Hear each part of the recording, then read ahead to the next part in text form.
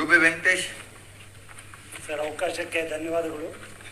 BBMPಯಲ್ಲಿ 2021-22ನೇ ಸಾಲಿನ ಲೆಕ್ಕ ಪರಿಶೋಧಕಾ ವರದಿಯಲ್ಲಿ ಕೋವಿಡ್ ಸಾಂಕ್ರಾಮಿಕ ರೋಗ ನಿಯಂತ್ರಣ ವೇಳೆ 30 ಕೋಟಿಗೂ ಹೆಚ್ಚು ಅಕ್ರಮಗಳು ಬಹಿರಂಗವಾಗಿರುವ ವಿಷಯವನ್ನು ಶೂನ್ಯ ವೇಳೆಯಲ್ಲಿ ಪ್ರಸ್ತಾಪಿಸುತ್ತೇನೆ. 2019 ಮತ್ತು 20ನೇ ಸಾಲಿನಲ್ಲಿ ವಿಶ್ವವನ್ನೇ ಕಾಡಿದ ಕೋವಿಡ್ ಸಾಂಕ್ರಾಮಿಕ ರೋಗದಿಂದ ಸಾಕಷ್ಟು ಸಾವು ನೋವುಗಳು ಸಂಭವಿಸಿದ್ದನ್ನು ಯಾರೂ ಮರೆಯುವಂತಿಲ್ಲ. ಆ ಅವಧಿಯಲ್ಲಿ ಬೆಂಗಳೂರು ನಗರದಲ್ಲಿ ಕಂಡುಬಂದ ಕೋವಿಡ್ 1 ಮತ್ತು 2ನೇ ಅಲೆಯ ಸಾವು ನೋವುಗಳ ಸಂದರ್ಭದಲ್ಲಿ ಸಾರ್ವಜನಿಕರಿಗಾಗಿ ಕೋವಿಡ್ ಸಾಂಕ್ರಾಮಿಕ ರೋಗ ನಿಯಂತ್ರಣ, ರೋಗ ಪತ್ತೆ, ಆಕ್ಸಿಜನ್ ಸಿಲಿಂಡರ್ ಖರೀದಿ, ಸೊಳ್ಳೆ ನಿಯಂತ್ರಣ ಔಷಧ ಸಿಂಪಡಣೆ ಸೇರಿದಂತೆ ಸುಮಾರು 30 ಕೋಟಿಗೆ ಹೆಚ್ಚು ಅಕ್ರಮಗಳು ಪತ್ತೆಯಾಗಿರುವುದು BBMPಯ 21-22ನೇ ಸಾಲಿನ ಮುಖ್ಯ ಪರಿಶೋಧಕರ ವರದಿಯಲ್ಲಿ ಬಹಿರಂಗವಾಗಿರುವ ವಿಷಯವು ಪ್ರಜಾವಾಣಿ ದಿನಪತ್ರಿಕೆಯಲ್ಲಿ ವರದಿಯಾಗಿರುತ್ತದೆ.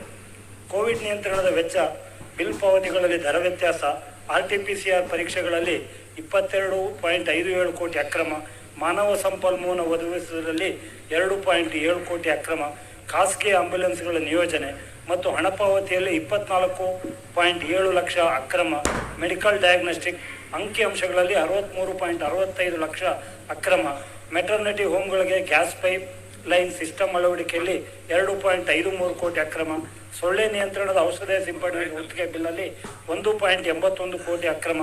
ಹೀಗೆ ಕೋವಿಡ್ ಲೆಕ್ಕದಲ್ಲಿ ಕೋಟ್ಯಾಂತರ ರೂಪಾಯಿಗಳು ಅಕ್ರಮವಾಗಿರುವುದನ್ನು ವರದಿಯಲ್ಲಿ ಉಲ್ಲೇಖಿಸಲಾಗಿದೆ. ಸರ್ಕಾರದ ವರದಿಯನ್ನು ಸಮಗ್ರವಾಗಿ ಪರಿಶೀಲಿಸಿ ಅಕ್ರಮಕ್ಕೆ ಕಾರಣರಾದ ಅಧಿಕಾರಿಗಳ ಮೇಲೆ ಶಿಸ್ತು ಕ್ರಮಗಳನ್ನು ಕೈಗೊಳ್ಳಬೇಕು ಹಾಗೂ ಸರ್ಕಾರದ ಬೊಕ್ಕಸಕ್ಕೆ 30 ಕೋಟಿ ರೂಪಾಯಿಗಳಿಗೂ ಹೆಚ್ಚು ನಷ್ಟ ಮಾಡಿರುವ ಹಣವನ್ನು ಸಂಬಂಧಿಸಿದವರಿಂದ ವಸೂಲಿಸಲು ಕ್ರಮ ಕೈಗೊಳ್ಳಬೇಕೆಂದು ಶೂನ್ಯ ವೇಳೆಯಲ್ಲಿ ಮಾನ್ಯ ಉಪಮುಖ್ಯಮಂತ್ರಿಗಳನ್ನು ಒತ್ತಾಯಿಸುತ್ತೇನೆ. ಸಚಿವರು. ಸನ್ಮಾನ್ಯ ಸಭಾಪತಿಗಳೇ, ಮಾನ್ಯ ಉಪಮುಖ್ಯಮಂತ್ರಿಗಳಿಂದ ಒತ್ತಡ ಒದಗಿಸಲಾಗುವುದು. ಹನುಮಂತಪ್ಪ ನಿರಾಣಿ. ಸನ್ಮಾನ್ಯ ಸಭಾಪತಿಗಳೇ,